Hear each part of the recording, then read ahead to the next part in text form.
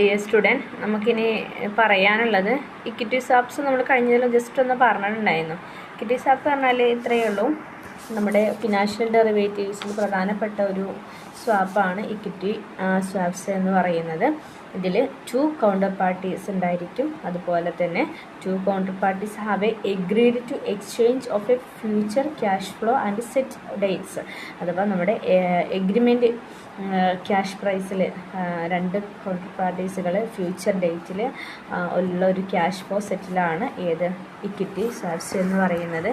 Equity swaps കൊണ്ട് ഉദ്ദേശിക്കുന്നത് നമ്മൾ സ്റ്റോക്കിൻ്റെ ബേസിലോ അല്ലെങ്കിൽ ഇൻഡെക്സിൻ്റെ ബേസിലോ നമ്മൾ സ്വാപ്സ് നടത്തുന്നതിനെയാണ് ഇക്വിറ്റി സ്വാപ്സ് എന്ന് പറയുന്നത്. ഒരു ട്രാൻസാക്ഷൻ സീരീസാണ് ശരിക്കും ഇക്വിറ്റി സ്വാപ്സ് എന്നുകൊണ്ട് ഉദ്ദേശിക്കുന്നത് കേട്ടോ.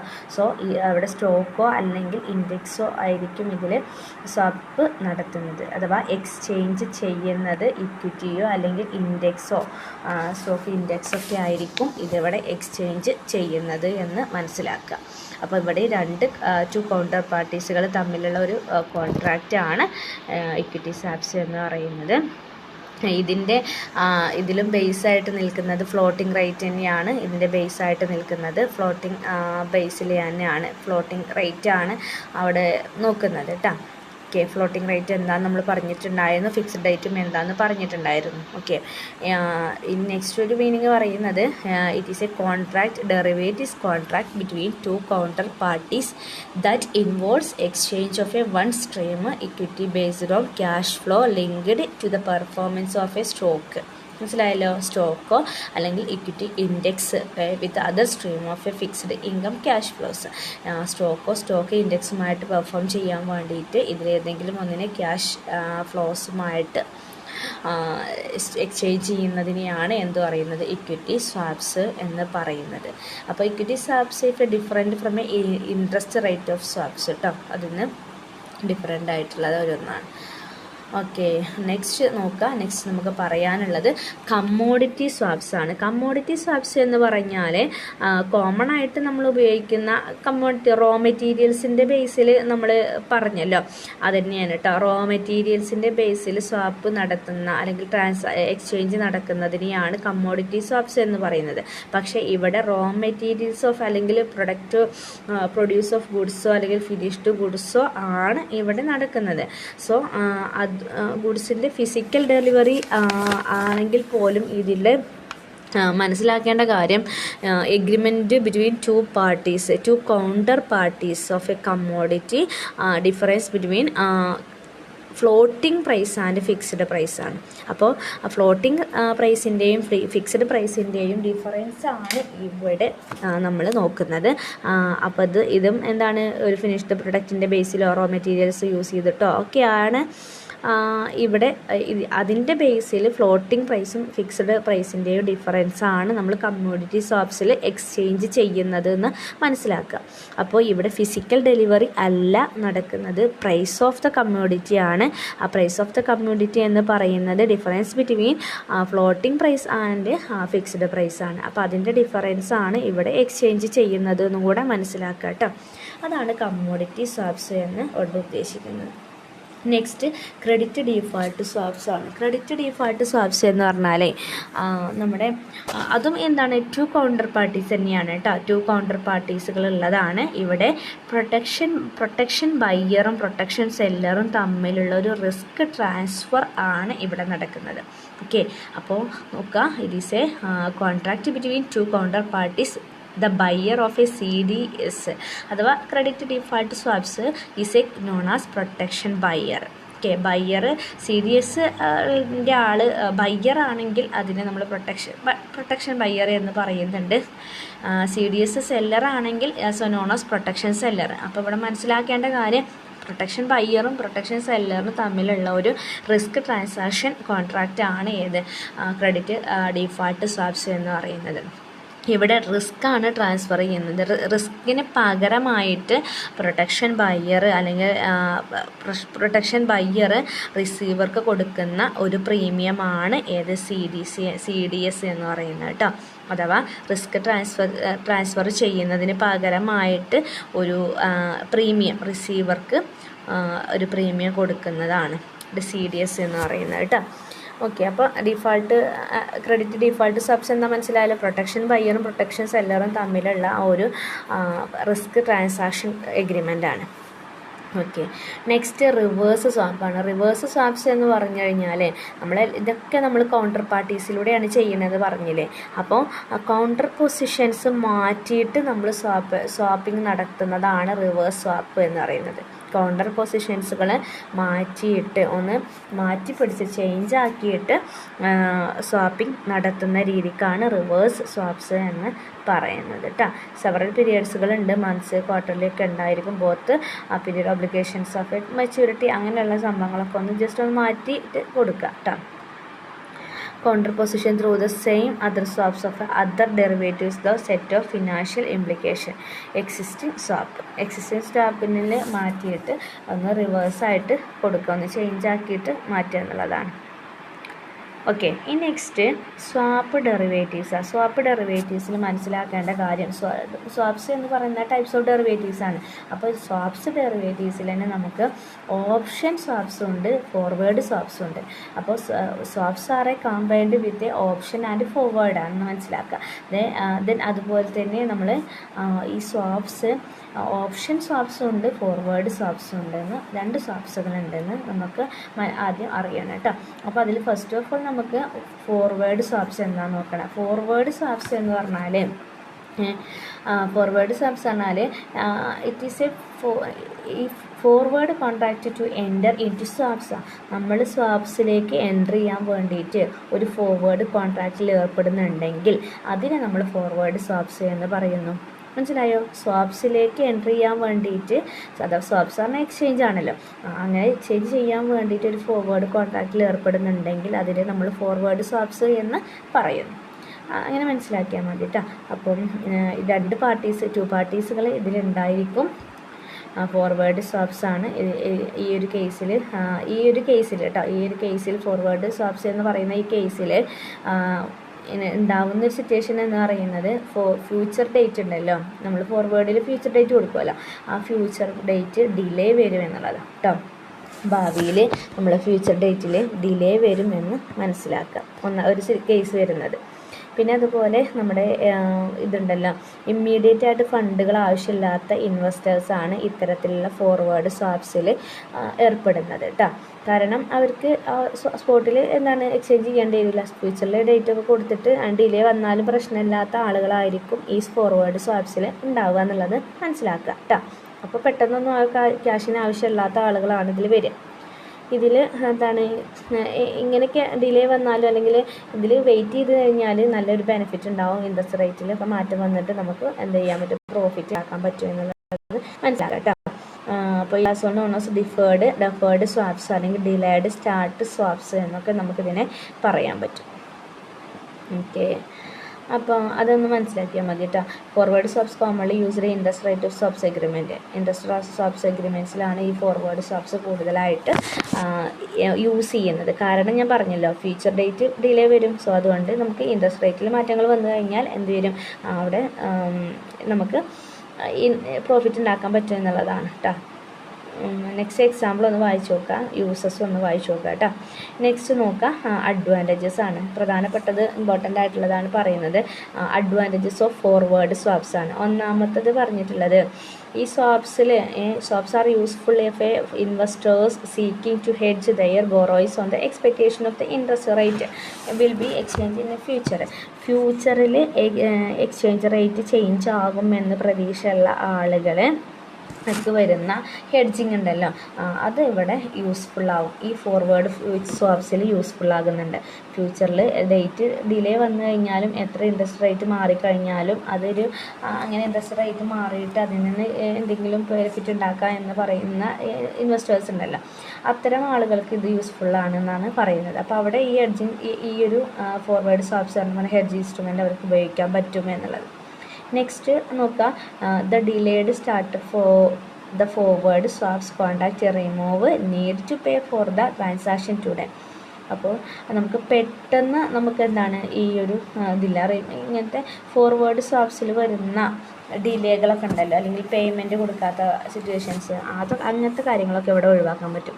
കാരണം ഇത് സ്റ്റാർട്ട് ഡിലേ ആയതുകൊണ്ട് തന്നെ ഫോർവേഡ് സ്വാപ്സിൽ വരുന്ന പണത്തിൻ്റെ ആവശ്യമുള്ള ആളുകളോ അല്ലെങ്കിൽ പെട്ടെന്ന് വരുന്ന അങ്ങനെ വരുന്ന ആളുകളുണ്ടല്ലോ, അത്തരക്കാരൊക്കെ ഒഴിവാക്കാൻ പറ്റും എന്നുള്ളത് മനസ്സിലാക്കാം. പിന്നെ ഉള്ളത് ഈ trade over the counter parties തന്നെയാണുള്ളത്. സോ അതുകൊണ്ട് തന്നെ നമുക്ക് ടൈലേർഡ് ആണ് എന്ന് മനസ്സിലാക്കാം കേട്ടോ. Then next forward swaps financial institution അതിൻ്റെ ഹെഡ്ജിങ് റിസ്ക്. നമുക്ക് ഹെഡ്ജിങ് റിസ്കിനെ ഹെഡ്ജ് ചെയ്യാനുള്ള ഒരു ഫൈനാൻഷ്യൽ ഇൻസ്റ്റിറ്റ്യൂഷൻസ് അലോ ചെയ്ത് കൊടുക്കുന്ന ഒന്നാണ് ഫോർവേഡ് സ്വാപ്സ് എന്ന് പറയുന്നത്. അതിന് നമുക്ക് ആർബിട്രേജിനെ കൊണ്ടുവരാനും അങ്ങനെയുള്ള കാര്യങ്ങളൊക്കെ ഇതിൽ കൊണ്ടുവരാം കേട്ടോ. അപ്പോൾ ഇത്രയും കാര്യമാണ് ഫോർവേഡ് സ്വാപ്സ്. അപ്പോൾ സ്വാപ്സ് ഡെറിവേറ്റീവ്സ് രണ്ട് രീതിയിലുണ്ട്. ഫോർവേഡ് സ്വാപ്സും ഉണ്ട്, ഓപ്ഷൻ സ്വാപ്സും ഉണ്ട്. ഓപ്ഷൻ സ്വാപ്സ് ഇപ്പോൾ നമ്മൾ ഫോർവേഡ് സ്വാപ്സ് നമ്മൾ ഡിസ്കസ് ചെയ്ത് കഴിഞ്ഞു. ഇനി നമുക്ക് പറയാനുള്ളത് ഓപ്ഷൻ അല്ലെങ്കിൽ സ്വാപ്പ് ഓപ്ഷന് അല്ലെങ്കിൽ സ്വാപ്ഷൻ എന്ന് പറയാം കേട്ടോ. സ്വാപ്ഷൻ അല്ലെങ്കിൽ സ്വാപ്പ് ഓപ്ഷൻ എന്ന് രണ്ട് സെയിമാണ്. രണ്ടാമത്തതാണ് കേട്ടോ. പിന്നെ സ്വാപ്സ് ഡെറിവേറ്റീവ്സിൽ രണ്ടാമത്തെ ആണ് പറയുന്നത്.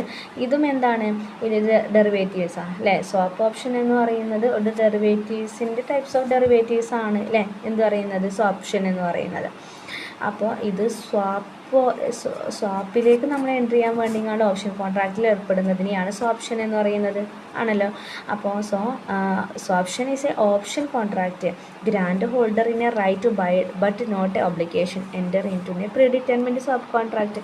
നമ്മൾ സ്വാപ്പ് കോൺട്രാക്റ്റിൽ ഏർപ്പെടുമ്പോൾ പ്രീ ഡിറ്റർമിൻഡ് ആയിട്ട് ഇതിലേക്ക് എൻട്രി ചെയ്യാൻ വേണ്ടിയിട്ട് ഹോൾഡർക്ക് കൊടുക്കുന്ന റൈറ്റ് ഉണ്ടല്ലോ. ഹോൾഡർ മീൻസ് ആരാണ്, അതിന് ഇൻവെസ്റ്ററാണ് അല്ലേ, ഓണറാണ് അല്ലെങ്കിൽ ഇൻവെസ്റ്ററാണ്.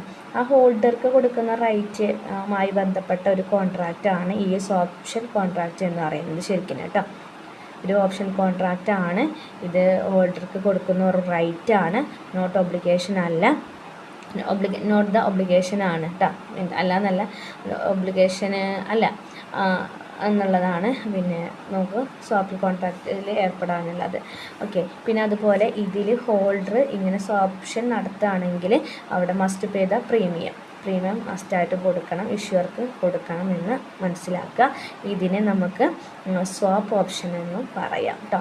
സ്വാപ്ഷൻ അല്ലെങ്കിൽ സ്വാപ്പ് ഓപ്ഷൻ എന്ന് പറയാം. അപ്പോൾ ഡെറിവേറ്റീവ്സിൻ്റെ ഒരു ടൈപ്സാണ്. സ്വാപ്പിലേക്ക് നമ്മൾ പ്രവേശിക്കാൻ വേണ്ടിയിട്ട് അവിടെ ഏർപ്പെടുന്ന ഒരു ഓപ്ഷൻ കോൺട്രാക്റ്റിൽ ഏർപ്പെടുന്നുണ്ടെങ്കിൽ അതിനെയാണ് സ്വാപ്ഷൻ എന്ന് പറയുന്നത്. ഇതിന് ഹോൾഡർക്കാണ് കൂടുതൽ റൈറ്റ് ഉള്ളത്. ഹോൾഡറുടെ ഹോൾഡർക്കുള്ള റൈറ്റ് കാണിക്കുന്ന ഒരു ഓപ്ഷൻ കോൺട്രാക്റ്റ് ആണ് സ്വാപ്പ് ഓപ്ഷൻ എന്ന് പറയുന്നത് കേട്ടോ. Okay. Counter party over the കൗണ്ടറാണ്, ഓവർ ദ കൗണ്ടർ കോൺട്രാക്റ്റ് ആണ്, നോട്ട് സ്റ്റാൻഡേർഡൈസ്ഡ് ആണ്. ദെൻ ഇക്വിറ്റി ഓപ്ഷൻ ഫ്യൂച്ചർ കോൺട്രാക്റ്റൊക്കെ ഉള്ള പോലെ ഒരു അതിനൊക്കെ ലൈക്ക് അങ്ങനെയുള്ളതാണ് ഈ ഓപ്ഷൻ എന്നുകൊണ്ട് ഉദ്ദേശിക്കുന്നത്. Buyer and seller both parties of a price of thus option ഒക്കെ ഉണ്ടായിരിക്കും. ടൈം എക്സ്പിറേഷൻ ഡേറ്റ് ഒക്കെ ഉണ്ടായിരിക്കും. നോഷണൽ എമൗണ്ട് ഉണ്ടാവും. ഫ്ലോട്ടിംഗ് ആൻഡ് ഇതിൻ്റെ ബേസിൽ നോഷണൽ എമൗണ്ടും ഉണ്ടായിരിക്കും. പിന്നെ 6 to 3 years ആണ്, 6 months മുതൽ 3 മാസം വരെയാണ് ഓപ്ഷൻ്റെ ഒരു പീരിയഡ് എന്ന് പറയുന്നത് കേട്ടോ. ഇനി ഇതിൻ്റെ ഫീച്ചേഴ്സുകൾ എന്തൊക്കെ നോക്കിക്കഴിഞ്ഞാൽ ട്രേഡ് ഔട്ട്സൈഡ് ട്രേഡാണ്, സ്റ്റോക്ക് എക്സ്ചേഞ്ചാണ്, ഓപ്പൺ മാർക്കറ്റിലാണ് നടക്കുന്നത്. ഓപ്ഷൻ ട്രേഡ് നടക്കുന്നത് ഔട്ട്സൈഡാണ്. ദെൻ അതുപോലെ യൂഷ്വലി ഇത് ഒക്കെ ചെയ്യാറുള്ളത് US dollar, sterling, euro, Japanese യെന്ന് അങ്ങനെയുള്ളതിനൊക്കെയാണ് ഇത് യൂഷ്വലി ഒക്കെ ചെയ്യാറുള്ളത്. ദെൻ അതുപോലെ ബയർ ആൻഡ് സെല്ലർ ഇതിലുണ്ടായിരിക്കുന്നുണ്ട്, പ്രീമിയം കൊടുക്കുന്നുണ്ട്, എക്സ്പയർ ഡേറ്റ് ഉണ്ടായിരിക്കും. ദെൻ അതുപോലെ ഇതിൻ്റെ ഫീച്ചേഴ്സായിട്ട് പറയുന്നത് ദെൻ ഇതുപോലെ പ്രീമിയം അലൗ ചെയ്തിട്ടുണ്ട്, floating and interest rate and notional amount fixed റേറ്റും ഇതിൽ എക്സിക്യൂട്ട് ചെയ്യാനുണ്ട്. ദെൻ അതുപോലെ buyer must pay premium issuer swap ഡീലർക്ക് കൊടുക്കണം. ബയ്യർ എന്തായാലും ഒരു പ്രീമിയം എമൗണ്ട് കൊടുക്കണം എന്നാണ് പറയുന്നത്. പിന്നെ അതുപോലെ large corporations, investment and commercial bank ഇത്തരം ഇതിലൊക്കെ ഈ ഒരു സ്വാപ്പ് ഓപ്ഷൻ പാർട്ടിസിപ്പൻസ് മെയിനായിട്ട് ഫണ്ടുകൾ കൊടുക്കുന്നുണ്ട് കേട്ടോ. പിന്നെ അതുപോലെ ഫിനാൻഷ്യൽ അറേഞ്ച്മെൻറ്റ്സുകൾ എക്സ്പോസ് ചെയ്യാൻ പറ്റുന്നുണ്ട്. ദെൻ അതുപോലെ സെറ്റിൽമെൻറ്റ് ഓഫ് 2 വേസിൽ നടക്കുന്നുണ്ട്. ക്യാഷ് സെറ്റിൽമെൻറ്റും ഉണ്ട്, സ്വാപ്പ് സെറ്റിൽമെൻറ്റും ഉണ്ടെന്ന് മനസ്സിലാക്കുക കേട്ടോ. ഇനി അതിൻ്റെ എക്സാമ്പിളും ഒക്കെ നിങ്ങളൊന്ന് വായിച്ച് നോക്കുക. പിന്നെ നോക്കുക ടൈപ്സ് പറയുന്നത് റിസീവർ ഓപ്ഷൻ ഉണ്ട്, ബയർസ് ഓപ്ഷൻ ഉണ്ട്. 2 ടൈപ്സാണ് ഉള്ളത്. റിസീവേഴ്സ് ഓപ്ഷനും ബയർസ് ഓപ്ഷനാണുള്ളത്. റിസീവേഴ്സ് ഓപ്ഷൻ എന്ന് പറഞ്ഞു കഴിഞ്ഞാൽ purchaser has option enter into sub contractor. എന്താണ് ഒരു വെറുതെ receive fixed right of pay floating right. Floating റൈറ്റിൽ പേ ചെയ്യാനും ഫിക്സഡ് റൈറ്റിൽ റിസീവ് ചെയ്യാനും വേണ്ടിയിട്ട് ഒരു സബ് കോൺട്രാക്റ്റിൽ എൻ്റർ ചെയ്യാൻ വേണ്ടിയിട്ട് ഓപ്ഷൻ കോൺട്രാക്റ്റിനെ നമ്മൾ പർച്ചേസ് ചെയ്യുന്നതിനെയാണ് ഓപ്ഷൻ എന്ന് പറയുന്നത്.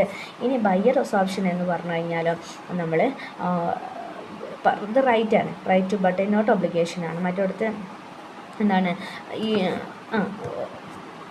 മനസ്സിലാക്കാം. ബയർസ് ഓപ്ഷൻ എന്ന് പറഞ്ഞാൽ purchase as a right but not obligation. Okay, എൻ്റെ sub contract become a fixed and floating right of a receiver എന്താണ് കൊടുക്കുന്ന പർച്ചേസ് ചെയ്യാനുള്ള റൈറ്റ് കേട്ടോ. പർച്ചേസ് ചെയ്യാനുള്ള റൈറ്റിനെ വാങ്ങിക്കുന്നതിനെയാണ് ബയർസ് ഓപ്ഷൻ എന്ന് പറയുന്നത്. പർച്ചേസ് ചെയ്യാനുള്ള റൈറ്റിനെ വാങ്ങിക്കുക കേട്ടോ.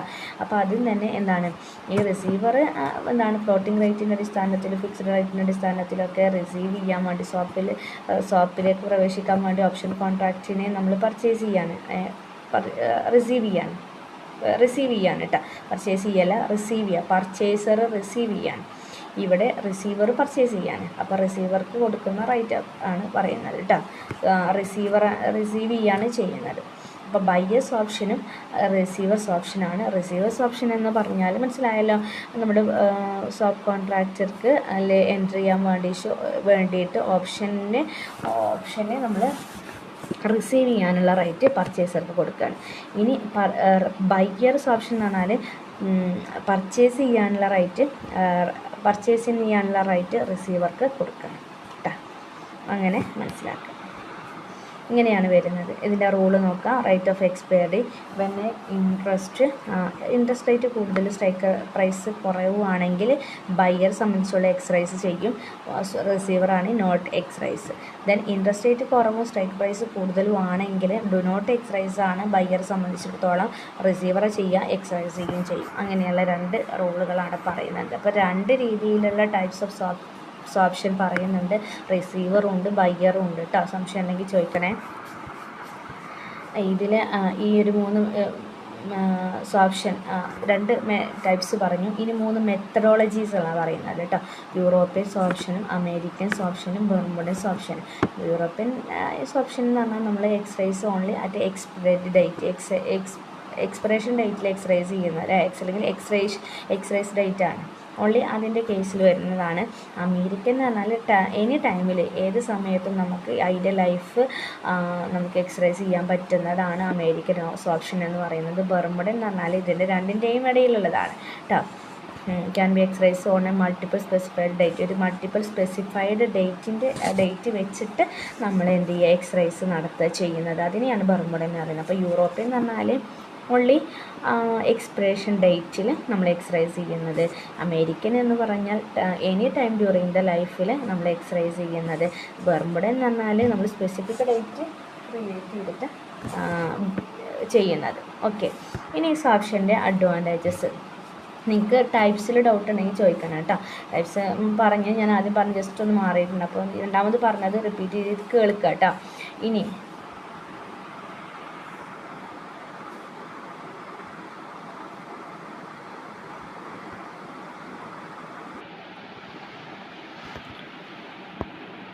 നെക്സ്റ്റ് നോക്കുക, അഡ്വാൻറ്റേജസ് ആണ് കേട്ടോ. അഡ്വാൻറ്റേജസ് നോക്കാം. മാക്സിമം ഇൻട്രസ്റ്റ് റേറ്റ് ഇന്നെ ഗ്യാരൻറ്റീഡ് ആണ്.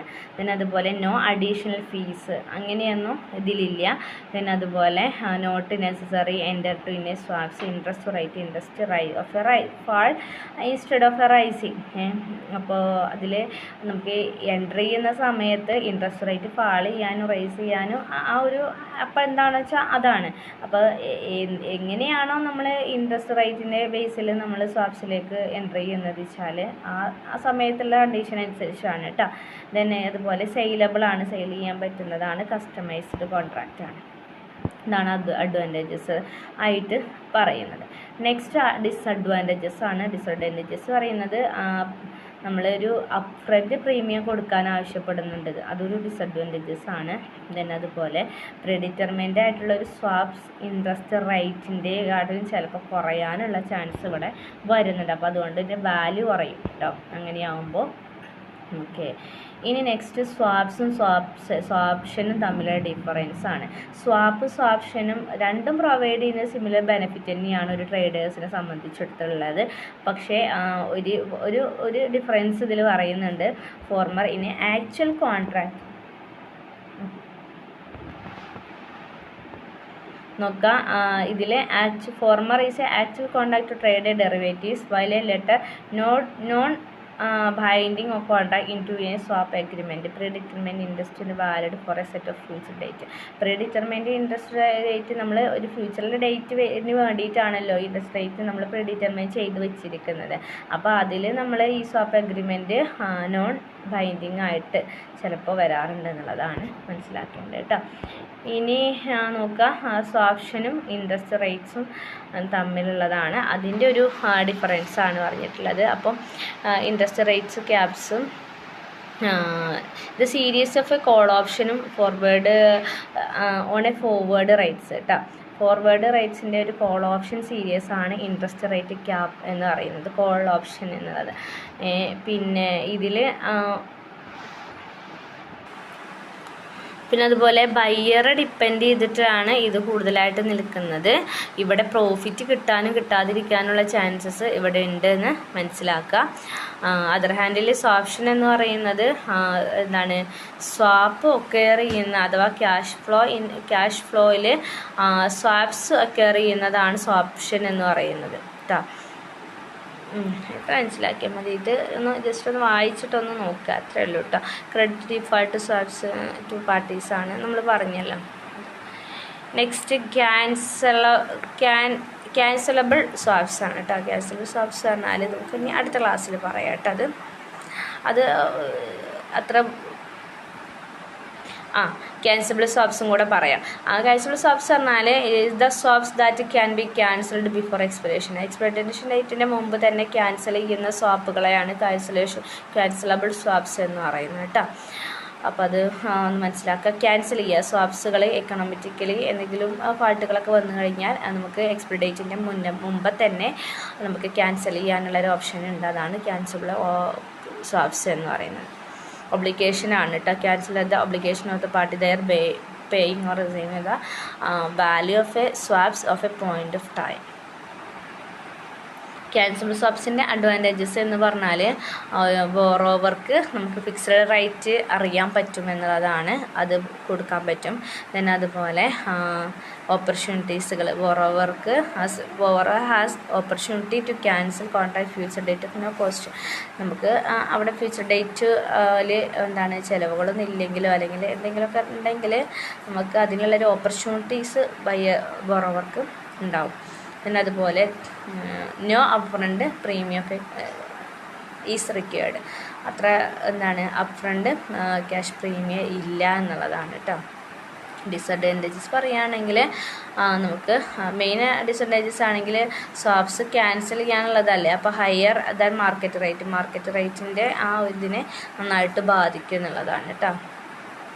നെക്സ്റ്റ് എക്സ്റ്റെൻഡബിൾ സ്വാപ്സ് ആണ്. എക്സ്റ്റെൻഡബിൾ സ്വാപ്സ് പറഞ്ഞാൽ നമ്മൾ എന്താണ് എക്സ്റ്റെൻഡ് ചെയ്യാം. നമ്മൾ മെച്യൂരിറ്റി ഡേറ്റ് ഇല്ലേ, ഒറിജിനൽ ആ മെച്യൂരിറ്റീൻ്റെ ആ സമയം കഴിഞ്ഞിട്ടും നമുക്ക് എന്ത് ചെയ്യണം, എക്സ്റ്റെൻഡ് ചെയ്യാണ്. ക്യാൻസൽ ചെയ്യാനാൽ മുമ്പേ ക്യാൻസൽ ചെയ്യാണ്, എക്സ്റ്റെൻഡ് ചെയ്യുക മീൻസ് നീട്ടിക്കൊണ്ട് പോകുക എന്നുള്ളതാണ് എക്സ്റ്റെൻഡബിൾ എന്നുകൊണ്ട് ഉദ്ദേശിക്കുന്നത് കേട്ടോ. എക്സ്റ്റെൻഡബിൾ സ്വാപ്സ് കൊണ്ട് ഉദ്ദേശിക്കുന്നത് സ്വാപ്സിനെ നമ്മൾ മെച്യൂരിറ്റി ഡേറ്റ് കഴിഞ്ഞിട്ടും എക്സ്റ്റെൻഡ് ചെയ്ത് കൊണ്ടുപോകുന്ന ഇത് പിന്നീട് ഒരു സ്പെസിഫിക് എക്സ്പിറേഷൻ ഡേറ്റ് കൊടുത്തുകൊണ്ട് നമ്മൾ ലൈഫ് മുന്നോട്ട് കൊണ്ടുപോകുക, അതാണ് എക്സ്റ്റെൻഡബിൾ എന്ന് പറയുന്നത്. ഇതിൽ കോളബിളും ഉണ്ട് പുട്ടബിളും ഉണ്ടെന്ന് മനസ്സിലാക്കുക. കോളബിൾ പുട്ടബിളും ഒക്കെ മെയ്ഡ് അപ്പോൾ ഇൻട്രസ്റ്റ് റേറ്റിൻ്റെ ബേസിലാണ് കേട്ടോ. ഇൻട്രസ്റ്റ് റേറ്റ് ആണ് ഇതിൻ്റെ അടിസ്ഥാനത്തിലാണ് ഇത് എക്സ്റ്റെൻഡ് ചെയ്യുന്നതും ക്യാൻസൽ ചെയ്യുന്നതും എന്നൊക്കെ ഒന്ന് മനസ്സിലാക്കിയിട്ട് വെക്കുക കേട്ടോ. ഓക്കെ, സ്വാപ്സ് കമ്മോഡിറ്റി സ്വാപ്സിൽ ഇൻവോൾവ് ആണ്.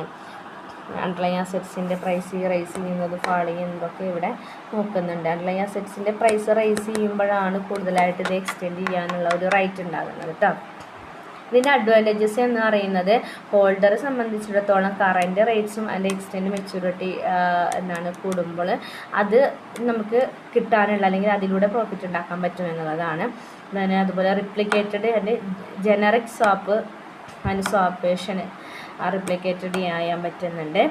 അതുപോലെ use like a swaption and create synthetic options. സ്വാപ്ഷൻസിൽ ക്രിയേറ്റ് സിന്തറ്റിക് ഓപ്ഷൻസ് ക്രിയേറ്റ് ചെയ്യാൻ പറ്റുന്നുണ്ട്. ടൈലർ മെയ്ഡ് ആണെന്ന് മനസ്സിലാക്കുക കേട്ടോ. ഓക്കെ, ഈ എക്സ്റ്റെൻഡബിൾ ആകുമ്പോൾ ഉള്ളൊരു ലിമിറ്റേഷൻ എന്ന് പറയുന്നത് ഹൈ റിസ്ക് ആണ് ഉള്ളത്, ഹൈ റിസ്ക് ആയിട്ട് വരുന്നത്. ഇത്രയാണ് പറയുന്നത് ഈ ഒരു വീഡിയോയിൽ കേട്ടോ, റെക്കോർഡിൽ. ഓക്കെ, എന്തെങ്കിലും സംശയം ഉണ്ടെങ്കിൽ ചോദിക്കും.